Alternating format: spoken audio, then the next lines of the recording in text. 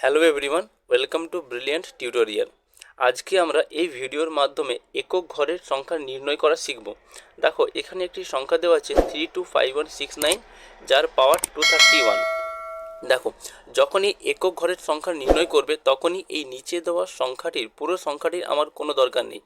এই নিচে দেওয়া সংখ্যাটির যেটা একক স্থানে রয়েছে, অর্থাৎ যেমন এখানে 9, এই 9কে নিতে হবে। অর্থাৎ এই 9 তার পাওয়ার কত হবে?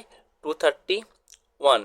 এখন এই পাওয়ারে দেওয়া সংখ্যাটির লাস্টের দুটো সংখ্যা নিয়ে পরে তাকে 4 দিয়ে ভাগ করতে হবে। অর্থাৎ 31 একে ভাগ করবো আমি 4 দিয়ে, এবং দেখতে হবে ভাগশেষ কত আসছে। 31কে যদি আমরা 4 দিয়ে ভাগ করি তাহলে 4 7 28, তাহলে 29, 30, 31, 3 পড়ে রয়েছে, তাহলে 3 হচ্ছে ভাগশেষ। এখন এই ভাগশেষটিকে এই নিচে দেওয়া সংখ্যাটির পাওয়ার হিসাবে বসাতে হবে। অর্থাৎ এখন 9-এর পাওয়ার কত হয়ে যাবে না এই ভাগশেষ সংখ্যাটি, অর্থাৎ 3। এখন 9-এর 3 অর্থাৎ 9-এর কিউব, 9-এর কিউব কথার অর্থ হচ্ছে 9 ইন্টু 9 ইন্টু 9। এক্ষেত্রে এই পুরো সংখ্যাটিকে গুণ করার কোনো দরকার নেই, আমরা ইউনিট ডিজিট বা একক স্থানে অঙ্ক নির্ণয় করব। অর্থাৎ আমরা সিঙ্গেল চেক করতে পারি। যেমন 9 ইন্টু 9 কত আসছে আমাদের?